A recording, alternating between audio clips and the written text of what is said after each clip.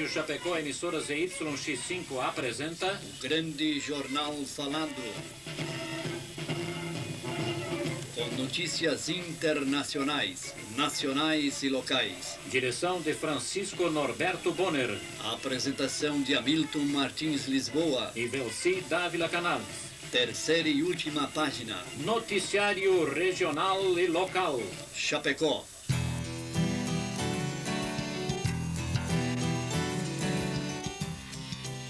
Nós andávamos, do Banco do Brasil,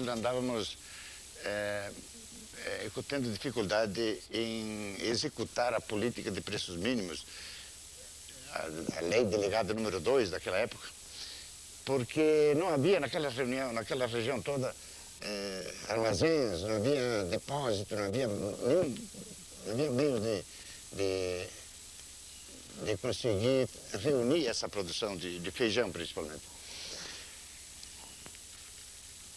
Porque os agricultores trabalhavam individualmente, tudo pequeno produtor, não tinham condições de financiar o EGF e nem nós adquirirmos individualmente cada um, porque a CFP precisava de produto limpo, seco, ensacado em saco novo, depositado no armazém,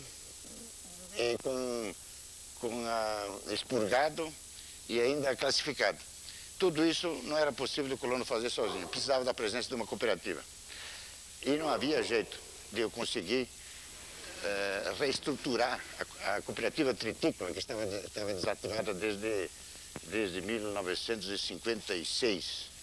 Não havia jeito de fazer reativar, porque ninguém queria assumir a presidência. Então pegamos esses comerciantes que tinham pequenos depósitos lá para 100, 200 sacos, 300 sacos de feijão, mas tinham máquina de limpeza e tinham aquelas lunas de expurgo que davam condições de deixar o produto naquelas condições da CFP exigia.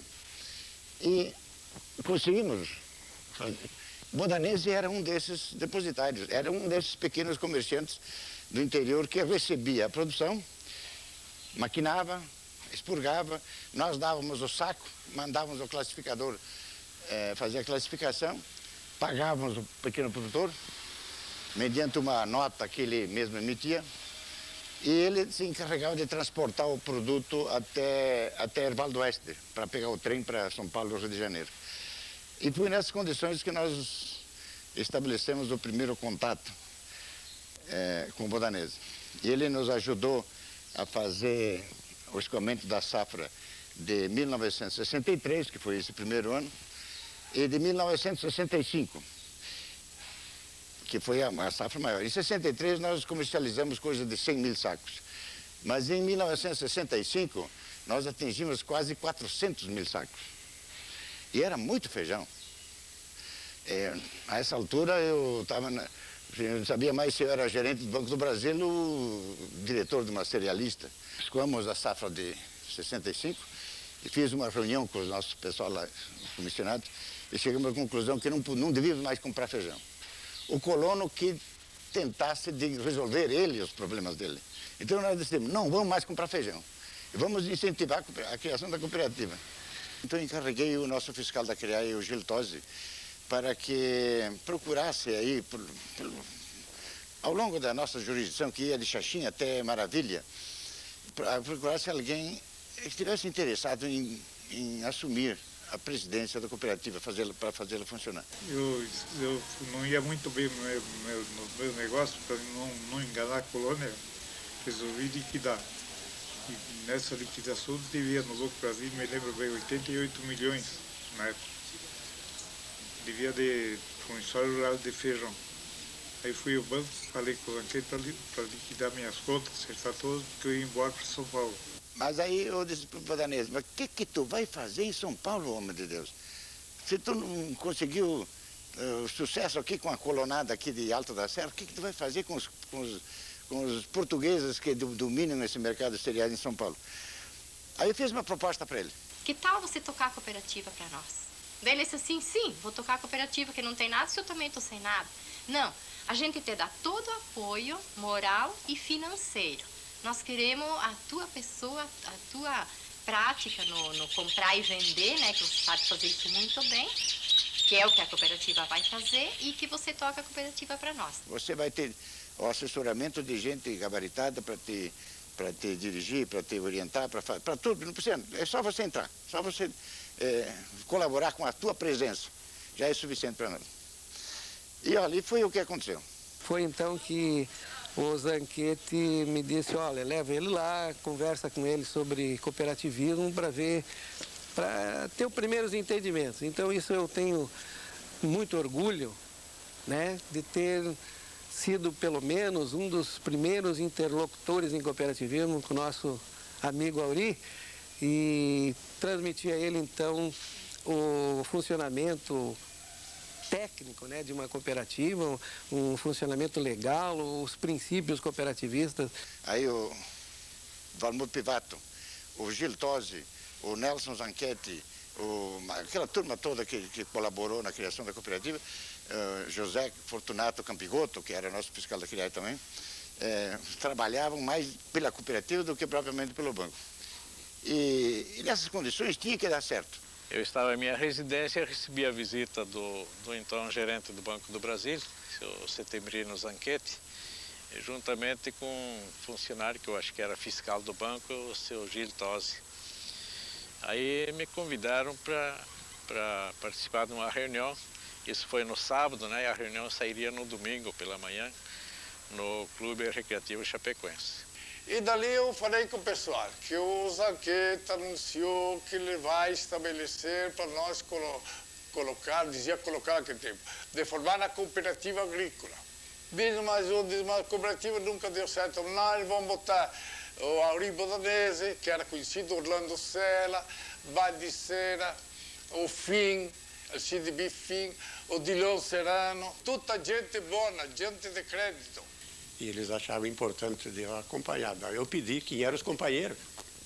Eu tenho que saber quem é os caras primeiro. Aí mesmo. O Auri Bodanese, conheci muito o pai dele, ele conhecia pouco. O Orlando Sela também não conhecia, ele era novo. Teve a Brasília, morou 4, 5 anos em Brasília. E o Alcide Fim, esse eu conhecia bem, que é daqui. E o Miguel Kovaleski, que hoje é falecido, né? Na hora que o senhor aceitou assumir a cooperativa, o que o senhor imaginava que poderia melhorar com o cooperativismo? A comercialização, principalmente. Porque naquela época tinha feijão, ninguém queria. Tinha milho, ninguém queria comprar. Então o produtor ficava desamparado.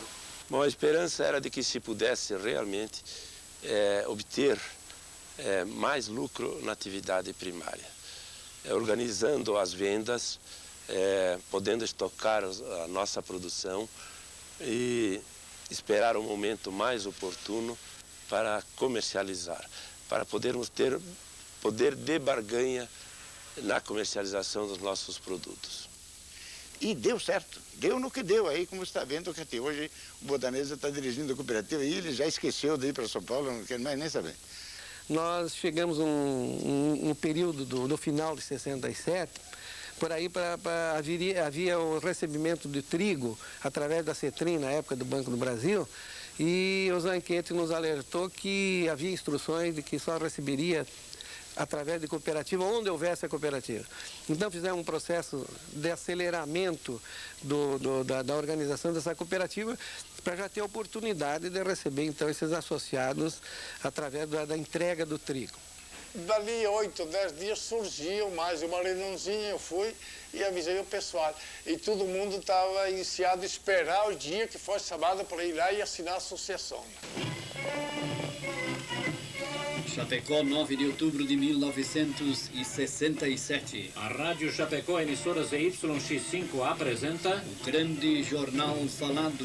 Assembleia Geral Extraordinária. Convidamos os associados da Cooperativa Tritícola Oeste Limitada a comparecer em Assembleia Geral Extraordinária, que se realizará em primeira convocação no dia 22 de outubro de 1967.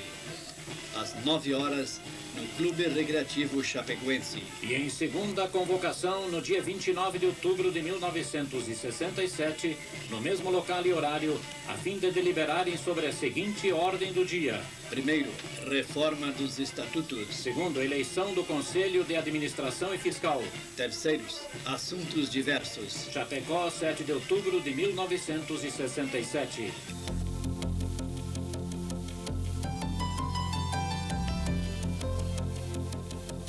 27 de dezembro de 1926.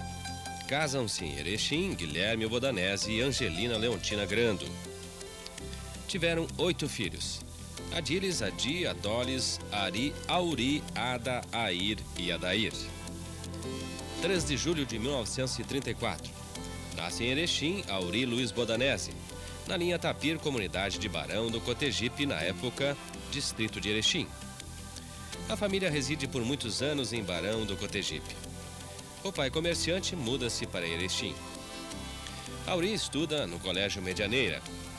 Entrega o jornal Voz da Serra e faz outros serviços. Até que série você estudou lá? Na época tinha o ginásio, quinto ano, ginasial. Aí mandaram embora. É que eles davam um castigo de escrever, devo estudar, não devo me comportar na aula, e eu não escrevia e mandaram eles para um cantinho, não escrevo. Ficaram bravos comigo e mandaram embora. Trabalhava assim, distribuía jornal, uns 2, 3 meses depois vendi banana na rua. Com a Segunda Guerra Mundial, o comércio dos Bodanese não resiste e a família se muda para Erval Grande. O negócio do pai continua. Auri inicia sua vida de caminhoneiro. O pai foi ensinando a dirigir, meu pai já era barbeiro, então tudo ensina. E botei numa estrada, no pior trecho que tinha de Erval e Erechim. Eles iam vindo de Erechim carregado de mercadoria para nossa loja. Né? E o velho botou ele numa subida lá, ele foi trocar a marcha, esse caminhão caixa seca. Errou a marcha e veio deixar e cair dentro do banhado. Eu fui fazer a segunda em Aranhou e fui olhar na caixa e descobri de direção. Aí tomou o caminhão. Desmanchou o caminhão do velho. Mas o Auri, com 16, 17 anos, ele viajava a Porto Alegre sozinho. Ele tinha uns 2 metros de altura e um chapeuzinho preto na cabeça. E você fazia de homem, né? E saía. Eu comprei a primeira carteira de motorista de Porto Alegre com 14 anos. Na rua voluntária para Mauá, eu entrei contramão. E um guarda chegou e me pegou lá. Documento não tenho, eu tinha uma licença fria. Aí me dá 200 cruzeiros, te arruma a carteira. Aí me pegou, levou preso para o Detran. Enquanto fiquei lá fora esperando um pouco, ele foi lá dentro e voltou com a carteira.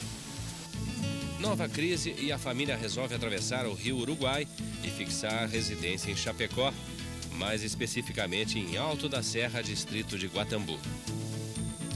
Auri continua viajando, levando e trazendo mercadorias. Não tinha telefone, não tinha meios de comunicação. Então, para estar a par do preço do feijão no Rio de Janeiro, São Paulo, vinha. Então, nós tinha preço praticamente 2 ou 3 vezes por semana. Eu tinha uma guria lá em São Valentim, apaixonado por ele. Aí ela deu um patacão para ele, roubou do pai dela e deu para ele. E ela me deu a moeda para fazer as alianças, até hoje. Daí nós apelidamos a guria dele de patacão. Daí ele saía da casa, vai ver o patacão hoje.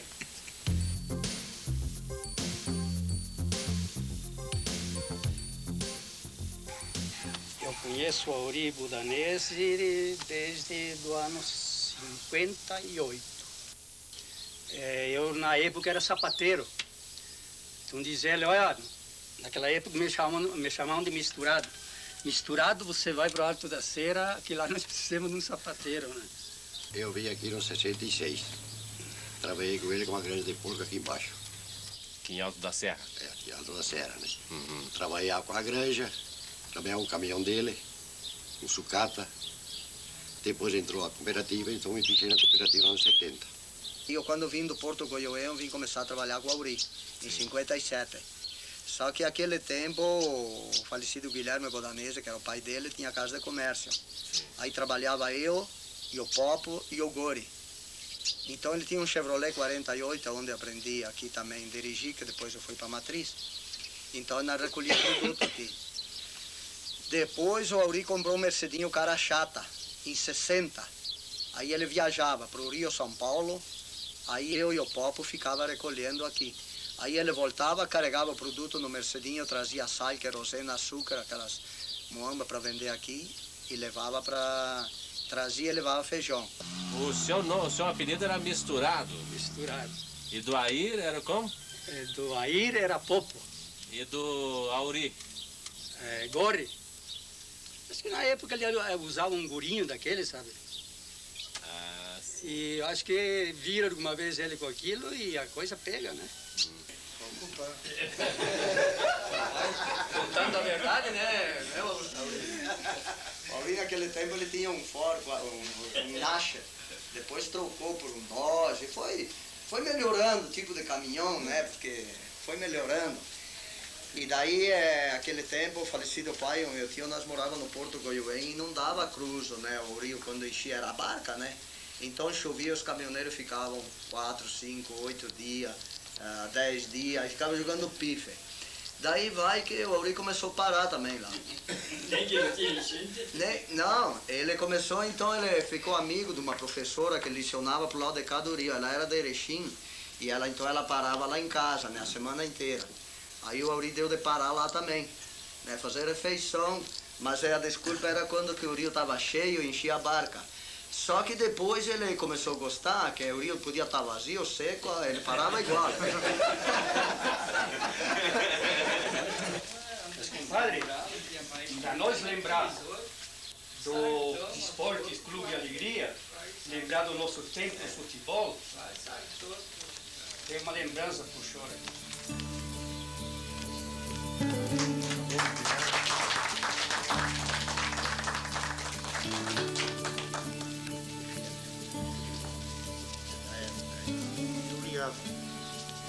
Bom, na época você sabe que quando a gente veio morar para o Alto da Serra, o nosso professor aqui realmente era o Auri em tudo, né? E ele tá rindo porque ele sabe de uma história, né?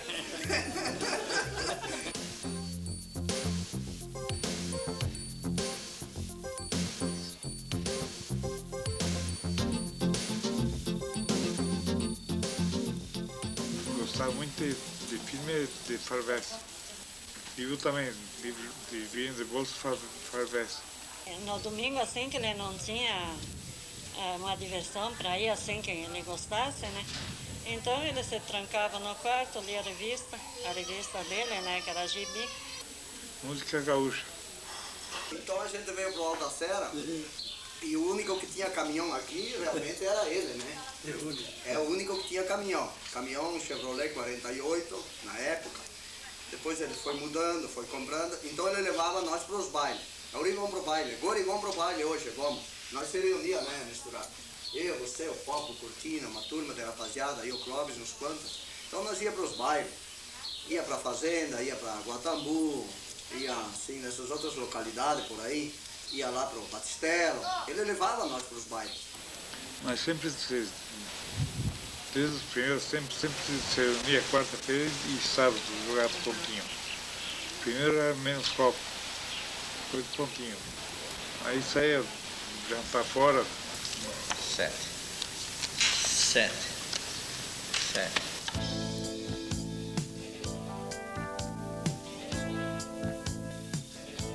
E a gente se conheceu num baile, aqueles bailes, né, de interior, né, assim, que eu morava no interior, ele também, né. A gente se conheceu assim num baile. Mas a gente não namorou logo que se conhecemos, não. Eu era professora na época, né, e ele viajava de caminhão, quando voltava, chegava lá em casa, conversava com meu pai, com meus irmãos, e às vezes a gente dançava um baile assim, mas ficava assim por isso, né. Daí, no sábado, a gente dançou aquele baile. Daí, no domingo, daí ele disse assim, ele me levou para casa, ele falou assim, ó, amanhã eu vou vir ali na tua casa depois do meio-dia. Daí eu falei, tá, pode vir. Sim, ele pediu, né, se você quer casar comigo. Daí eu falei que sim, né, porque daí até aí eu já tinha pensado, né. E depois o fato que a minha família gostava muito dele, né, meu pai, meus irmãos gostavam muito dele, então...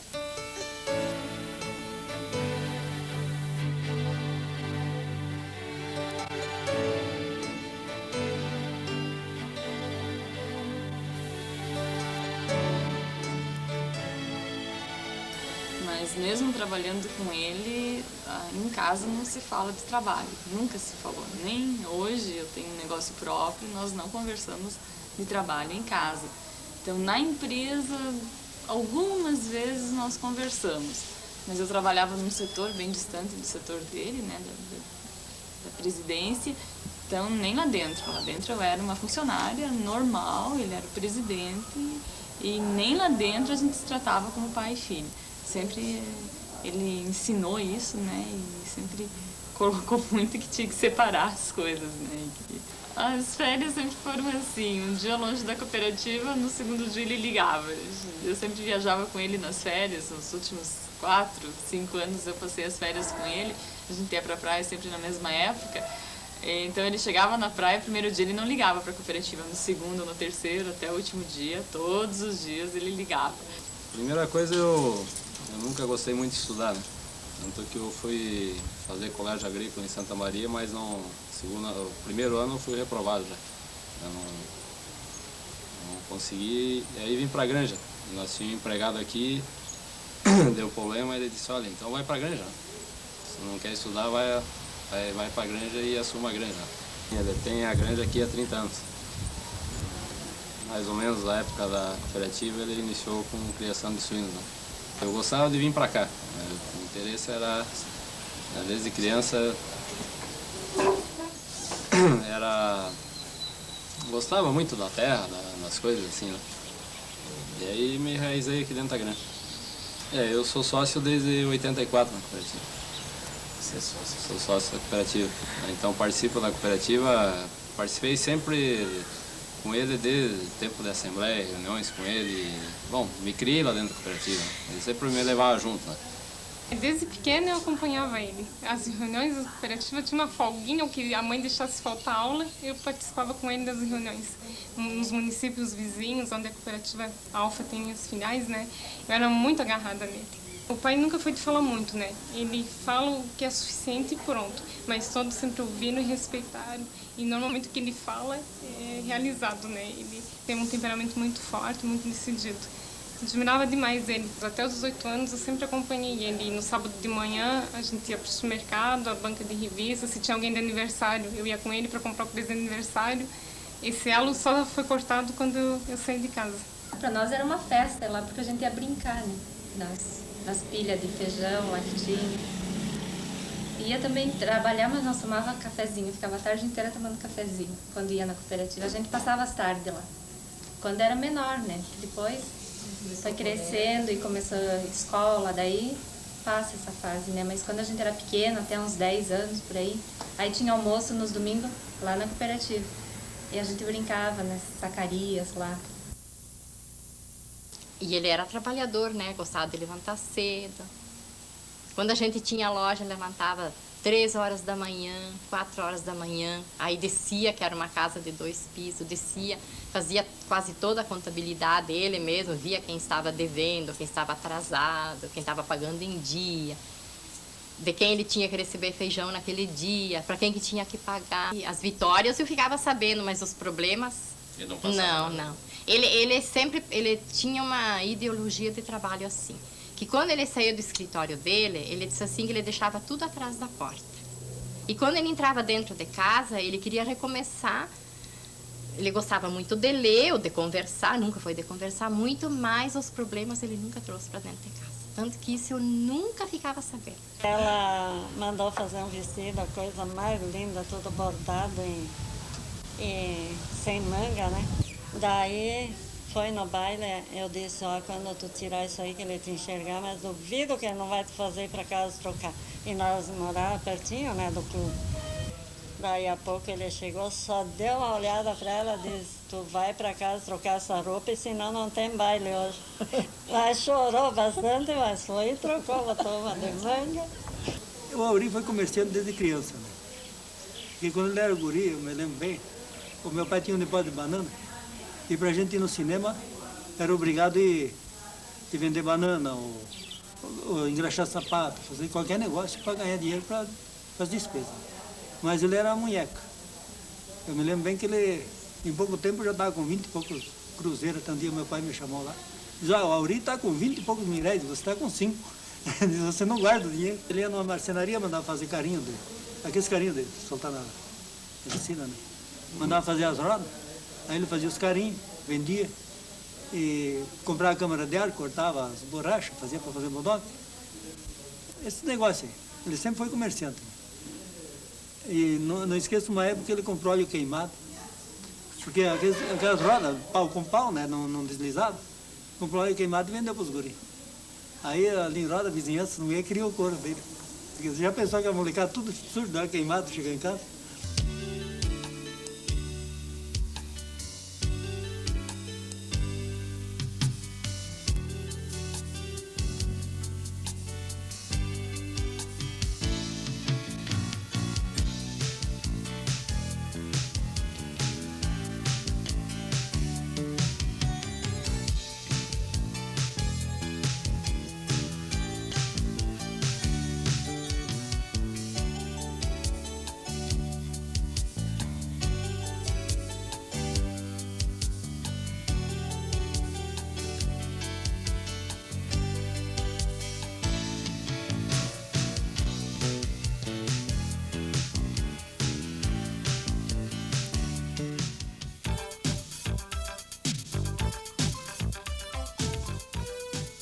Nós programamos a primeira reunião, então, de reorganização para formar uma diretoria provisória.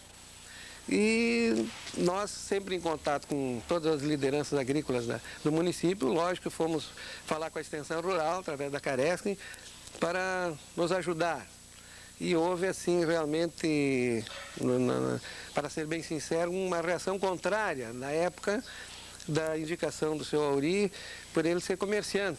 Havia uma ideologia dentro da extensão rural que cooperativas de agricultores tinham que ser dirigidas por agricultores. Foi feita uma reunião preliminar onde foi na escadaria da cooperativa Ervateira, onde trabalhava o seu Kozilek e seu Baldiceira. Também, na época, o Bife, filho, meu amigo Fim, ia passando por aí, mais ou menos casual, foi convocado para assumir um cargo de diretor que ficou há muitos anos, até, acho que hoje ainda continua lá na cooperativa.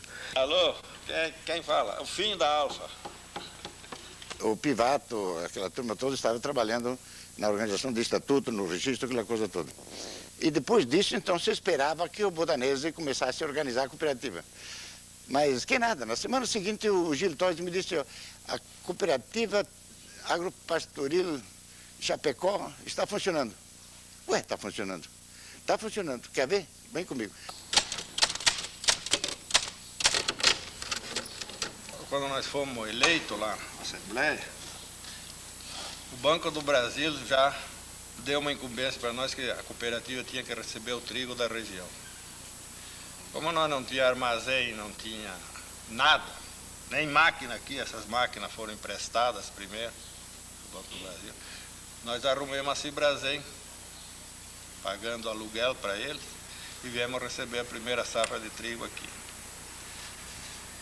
Essas máquinas aqui foram compradas do Banco do Brasil, máquina que eles tinham lá usada, e nós compramos porque dinheiro para comprar nova não tinha. E veio o Sela também, daí começou a mexer com o dinheiro, começou a entrar dinheiro quando nós começamos a fazer IGF no banco. Daí o Sela entrou que começou a pagar. O Auri era o homem que fazia os negócios e dava atenção para o associado, né? Daí fazia o colono se associar, porque se não fosse sócio não recebia. Daí nós dava o certificado de carteirinha, nós não dava. Nós dava o certificado do depósito do trigo e ele ia no banco e recebia. amostra o trigo e você jogava aqui dentro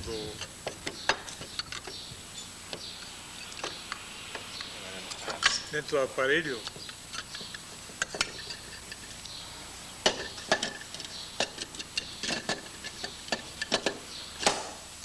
Aí tirava. Enchia aí, daí puxa aqui, puxava o trigo caía com.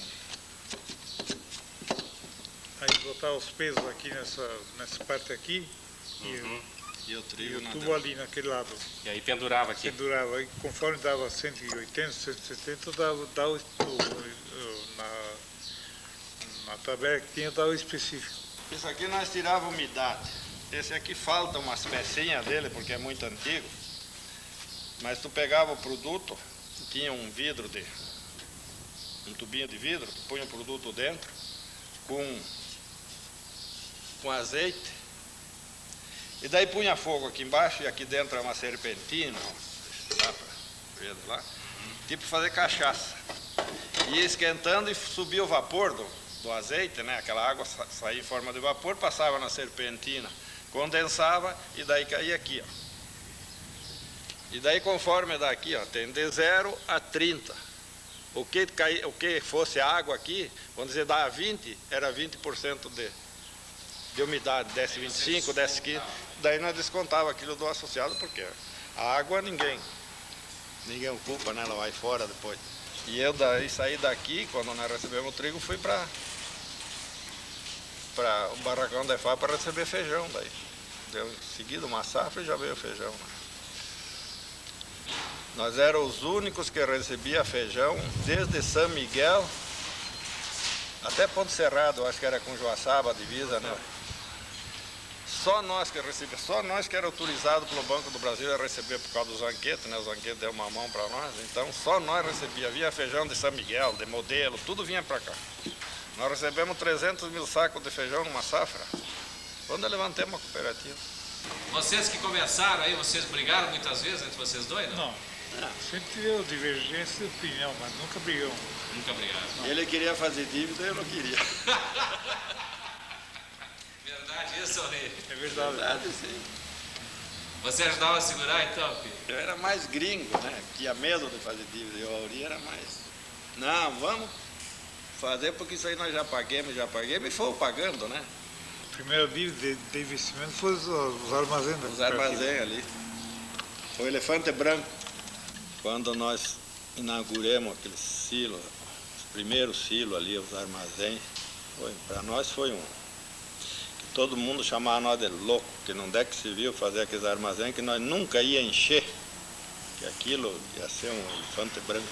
Aí num dia na inauguração veio o Grau, e diz, infelizmente estamos inaugurando um elefante branco hoje aqui, duvido que essa cooperativa tenha capacidade de encher isso aqui de grãos. E nós conseguimos, no primeiro ano, já não conseguimos encher tudo. Daí a 3 meses, iniciei outros 300 mil sacos. Aí já em seguida fiz Quilombo, também um armazém de 300 mil sacos, e por aí fora. O forte da cooperativa na época foi o feijão. Tinha uma grande safra aqui na região e a cooperativa começou a trabalhar com o feijão e se deu bem. Era o sonho na época de absorver tudo que o produtor produzia. Tinha agricultor que não se associava na cooperativa porque a cooperativa não comprava porco. Por isso saiu a ideia do frigorífico. Durante o ano de 74, eu era coordenador de um projeto aqui na região chamado Proeste, que destinava a fazer união de cooperativas. Então nós tivemos esse contato, participei ativamente junto com os demais lideranças que estavam na direção da empresa, da Cooperalfa, que na época era Agropastoril do Chapecó, onde desse trabalho resultou a união entre a cooperativa mista xaxiense e a cooperativa Agropastoril de Chapecó, e posteriormente então foi mudado o nome, mudada a razão social para a Cooperativa Regional Alfa Limitada, que perdura até hoje. Aconteceu que a cooperativa Xaxim foi mal. Ela tinha EGF de feijão e gastou o dinheiro todo, ficou devendo do Banco do Brasil, foi mal. O gerente do banco chamou nós da Alfa e da Xaxiense para fazer a fusão. Aí a Xaxim queria que fizesse fusão, não queria incorporação. Tá, então vamos fazer fusão. Uma das coisas que o pessoal pertencente a Xaxiense falava, eles, pô, mas nós vamos fazer uma união com a Cooperativa Agropastor de Chapecó, mas nós não gostaria que o nome Chapecó permanecesse nessa sociedade nova. Então, eu, como fazia o meio de campo, cheguei até o seu Auri, que era nosso líder, conversando com ele e tal. Aí ele disse, olha, Eloy, pode dizer ao pessoal de Xaxim que não tem problema, porque nome não quita duplicata. Aí, por isso aí o nome da Alfa. Bom, o nome Alfa foi procurado assim como um nome que atendesse os interesses, como eu falei, com a seguinte explicação, que seria o nome de uma estrela de primeira grandeza e também que era a primeira fusão, a primeira união de cooperativas que estava tendo daquele projeto do Proeste que existia na nossa região. Então foi aceito imediatamente pelas pessoas que estavam participando da comissão e foi adotado e, por sinal, deu muito certo. Bem, inicialmente, a Cooperalfa, quando foi constituída, existia na região produção de erva mate, de trigo e de feijão. Então, os agricultores tinham necessidade de alguém que amparasse esse aspecto. Depois, com o correr do tempo, sentiu-se também a necessidade de que a cooperativa desse amparo também na área de milho. Realmente deu esse amparo na área de milho. Depois veio a área da soja, começou o período da soja, da suinocultura. Então a cooperativa começou incentivando mais isto. E também houve necessidade de construir o primeiro armazém. Hoje a cooperativa conta com 6 pontos de recebimento de produção dos associados. Por que ela resolveu ir para o interior? Para ir junto com o associado. Porque é difícil trazer, por exemplo, milho de Campo Herê para secar esse milho aqui em Chapecó e depois voltar esse milho para Campo Herê. Então, em função disso, foi construído o silo aqui no centro, aqui em Chapecó, depois foi para Xaxim, depois foi para Coronel Freitas, Quilombo, Águas de Chapecó, Nova Erechim, Campo Herê. Então, tem esses pontos, então o associado entrega a sua produção junto ao silo, é secada a produção e fica à disposição de quem queira comprar, seja associado, seja comércio normal. Quando o senhor Auri me convidou para trabalhar aqui na Cooperalfa, logo já era Cooperalfa, porque em 74, início de 75 foi mudado o nome, ele sempre teve uma preocupação muito grande de levar conhecimento aos associados, no sentido, conhecimento técnico, no sentido deles cada vez mais melhorar a renda e melhorar a produção. Então eu falei que nós precisaríamos ter mais um agrônomo, só eu era difícil, ele concordou, aonde que nós convidamos então o Bruno Michel, que hoje é gerente do frigorífico de Quilombo, que foi junto comigo que iniciou esse novo processo dentro da cooperativa. Então, esse trabalho de assistência técnica era uma preocupação sempre forte do senhor Auri, onde a gente apresentou também um programa visando colocar um técnico de nível médio em cada filial e em cada região uma pessoa de nível superior para coordenar os trabalhos. Nós temos hoje, no nosso quadro de funcionários, 37 técnicos agrícolas, temos 6 veterinários e 4 agrônomos, cada um na sua função. E atualmente estamos, então, com o nosso departamento técnico fazendo um trabalho que nós aprendemos no tempo da Caresc, ou seja, trabalho em grupos. Depois disso, a cooperativa sentiu que, com o crescimento da suinocultura, havia necessidade de apoiar a comercialização dos suínos. Quando o colono tinha porco, ia no frigorífico para entregar, seu filho dizia, não posso receber porco, tem demais, não recebo. Ia na Sadia, não queriam. Ia na Perdigona, ninguém queria. Não é que não queriam, não queriam por fazer baixar. Aí se juntavam os 3 e baixavam o preço. Aí o colono se assustava, queria entregar mais. Com isso eles baixavam o preço, não tinha uma regularidade de preço. Então eu pensei, se nós tivermos um frigorífico, nós vamos organizar isso aí. Aí que o seu Auri teve iniciativa, também ele e mais outros presidentes de cooperativas, mas liderados pelo seu Auri, de formar a Cooper Central. O maior acionista da Aurora é a Alfa. Então quando nós fundemos a Aurora também, pusemos ela para funcionar, eram as etapas que a gente ia fazendo, que se propunha a fazer e que estava dando certo, né? Então é um momento de alegria Para nós e para os associados também. Então, no projeto Fundesc, eu incluí 22 caminhões. Além da compra do frigorífico, mais 22 caminhões. Onde as cooperativas entravam com 30%, o Fundesc com 70%. E aí deu certo, comprou os caminhões, cada cooperativa recebeu uma recebeu 2, 6 caminhões, outra 1, outra 2, outra 5. E assim distribuíram os 22 caminhões para as cooperativas. A Cooper Central, ela é o que baliza os preços na área primária de toda essa vasta região do oeste de Santa Catarina.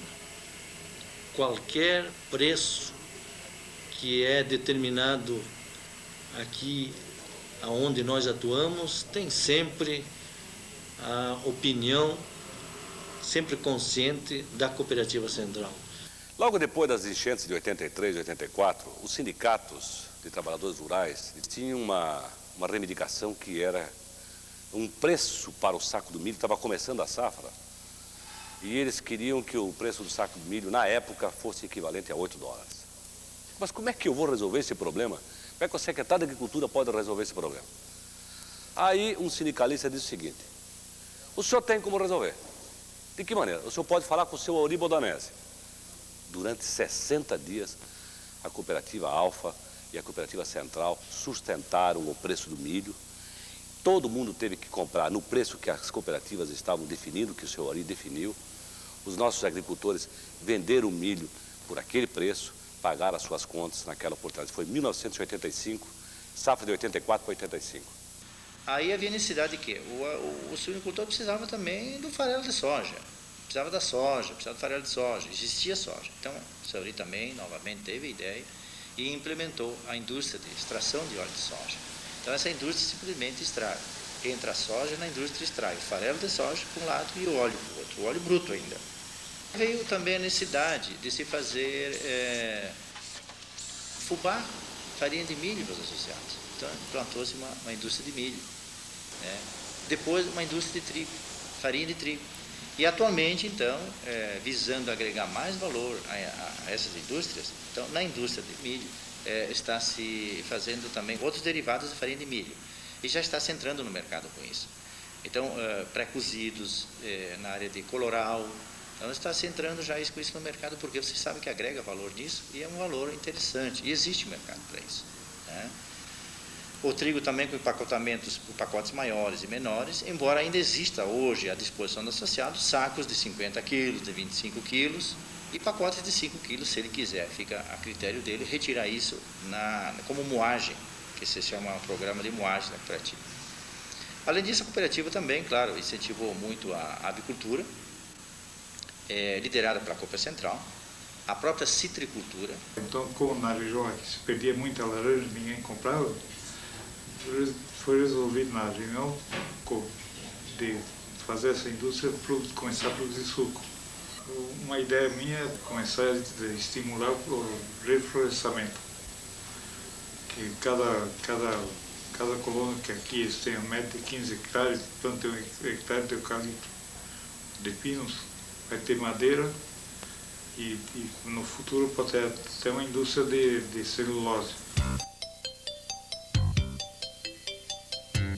A Cooper Alfa possui 59 postos de atendimento ao associado nos 32 municípios de sua área de ação, congregando mais de 260 comunidades. Incluindo os líderes e suas esposas, a Cooper Alfa conta hoje com mais de 9.000 associados.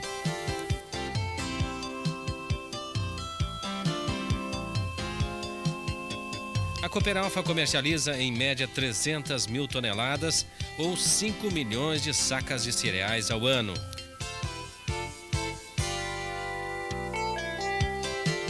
A capacidade estática de armazenagem da Cooper Alfa é de 2 milhões de sacas ou 120 mil toneladas localizadas em 10 pontos estratégicos nos seus silos graneleiros.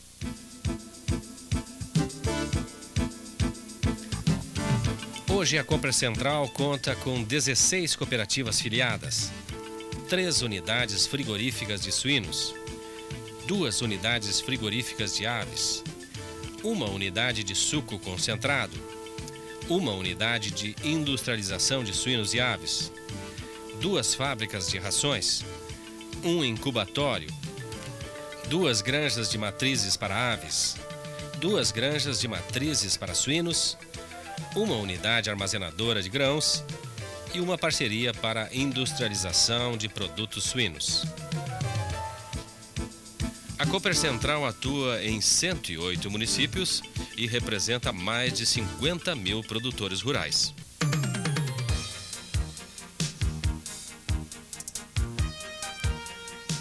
O Auri Bodanese, para mim, é um excelente administrador.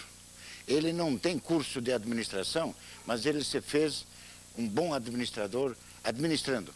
Com o Auri não tem parada perdida. Ele tem uma determinação, ele quer chegar num ponto, ele chega, ele tem convicção nas coisas. O Auri tem um tino comercial muito apurado,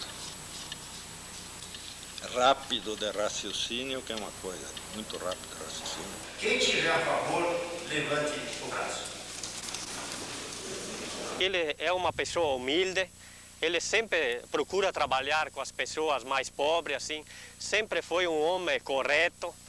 Eu acho ele um excelente batalhador. Como líder de cooperativa, ele levou a nossa cooperativa a bastante trabalho, fez pela nossa cooperativa.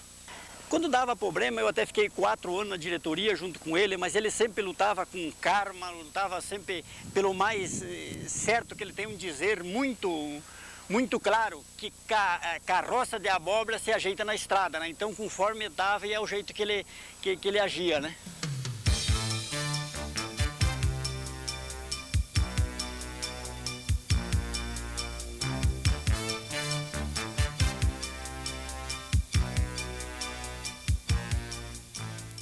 Ele tem um espírito empreendedor, entende? É um líder e soube se assessorar. E é um motivo, é uma característica de líder mesmo. O Auri foi um grande administrador. Todo mundo confiava na Auri e na administração que tinha esse chefe lá dentro, junto com... E foram tudo bem. E o Auri foi parte comercial, foi um grande incentivador da cooperativa. E um sujeito que tem visão comercial.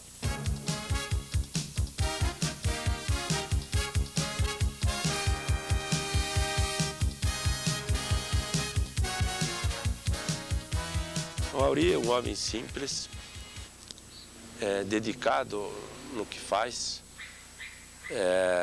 extremamente dedicado, mesmo em prejuízo da sua saúde, da sua vida particular, teimoso bastante, mesmo achando que as coisas estavam difíceis, ele insistia, ele levava à frente o que se tinha decidido. Então, uma característica importante é perseverança e teimosia no que tinha sido decidido a ser feito. Ele tinha vocação para a cooperativa e a honestidade, né? Tem que vestir a camisa e ser honesto, porque senão tu já via, né? O senhor Auri Bodanese, um desbravador, moderno, homem de visão incontestável, um conselheiro, sobretudo, do sistema cooperativo, e cremos nós um imortal que jamais deverá ser esquecido dentro do sistema, na comunidade e na região oeste de Santa Catarina, especialmente. Ele sempre nos deu o norte da nossa vida e da vida da nossa cooperativa, onde particularmente consultamos ele para tudo aquilo que nós fizemos até hoje. Nos momentos ruins, nós sempre procuramos, e graças a Deus a orientação recebida por ele sempre foi a melhor.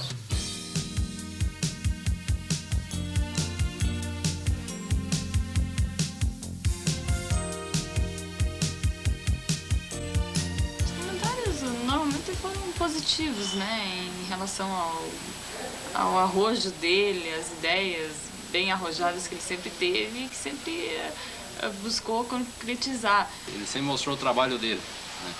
As pessoas votavam nele, elegiam ele de novo pelo trabalho que ele fazia. O pai nunca foi de falar muito, né? Ele fala o que é suficiente e pronto. Mas todos sempre ouviram e respeitaram. E normalmente o que ele fala é realizado, né? Ele tem um temperamento muito forte, muito decidido. Honestidade, sinceridade. Persistente. E ele sempre foi. Nunca gostou de mandar ou pedir.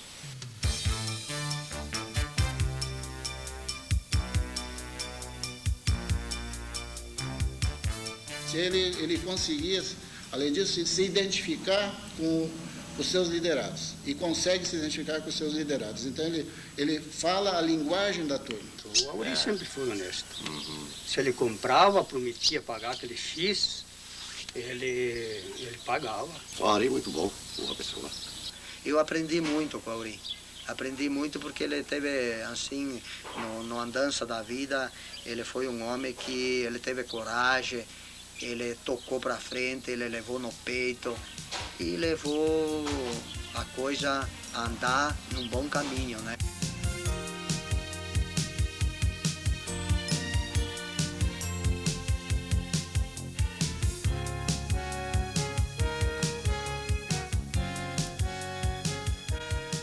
Auri foi e é insistentemente defensor de que a pequena propriedade rural tem o seu espaço no processo produtivo. E foi via cooperativismo que Auri Bodanese encontrou essa sua vontade de ajudar o produtor agrícola catarinense. Foi um homem obstinado numa luta que visou sempre atender a comunidade. Foi quando começou na sua cooperativa, na Cooperalfa, dirigindo um grupo de agricultores, que ele começou a dar os primeiros passos da sua grande liderança para o futuro. Foi através do esforço, do trabalho, da dedicação, que ele fez desta cooperativa uma grande cooperativa. E fez-se um líder cooperativista do estado de Santa Catarina, reconhecido aqui e reconhecido no Brasil. Ele é uma pessoa uma personalidade muito forte, mas é uma pessoa também que sabe respeitar as outras pessoas. Eu, por exemplo, nunca tive com ele uma rusga maior. Eu sabia que quando ele chegava e começava a bater com a caneta assim, coisas, é melhor esse negócio é parar por aqui. Esquece o que eu falei e pronto. Outro dia você ia de novo e conversava. Né? Então a gente sabe, conhece a pessoa. E ele sempre foi uma pessoa muito fiel. Né? O que ele diz está dito, não precisa escrever. Né? Em função disso a gente admira muito a pessoa do seu Auri. Eu conheci grandes administradores na minha vida. Não muitos, mas conheci grandes administradores, grandes gerentes. E um deles, eu sempre disse, foi o meu pai. O meu pai foi um grande administrador, um homem que não fez nenhum curso superior, não fez nem o ginásio. E eu sempre tive no meu pai um grande administrador. E o segundo grande administrador que eu conheci na minha vida, que se formou na vida, foi o Auri Bodanese. Por quê? Porque eles resolvem os problemas de maneira prática e simples. Tem gente que pega o diploma, está pronto para resolver questões teóricas. Tem gente que faz curso de doutorado, de PhD, e está pronto para resolver questões complexas. Agora, só o homem formado na vida, com competência, com garra, com tenacidade, só esse tipo de homem consegue resolver as coisas de maneira prática e simples. Assim é o Auri Bodanese.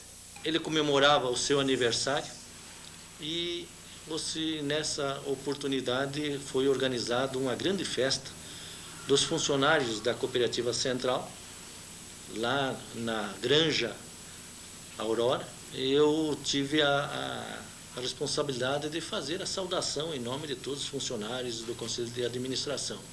E após eu fazer a saudação, ao descer da cadeira, ele me cumprimentou e disse: você vai ser político, você vai ser o deputado das cooperativas. Então, é um fato que foi comprovado por diversos que estavam ali. E, de fato, em 1986, eu era eleito deputado estadual, reeleito em 1990, e deixei de ser deputado estadual por uma decisão pessoal, porque eu sempre contei com o apoio e o respaldo do Auri. E nós, desta região, identificamos e nominamos como verdadeiro pioneiro, porque ele é um homem que gosta de tomar decisões pesadas. E apesar de muitas vezes são decisões até que existem algumas divergências, mas o tempo se encarrega de demonstrar que ele estava e está sempre certo.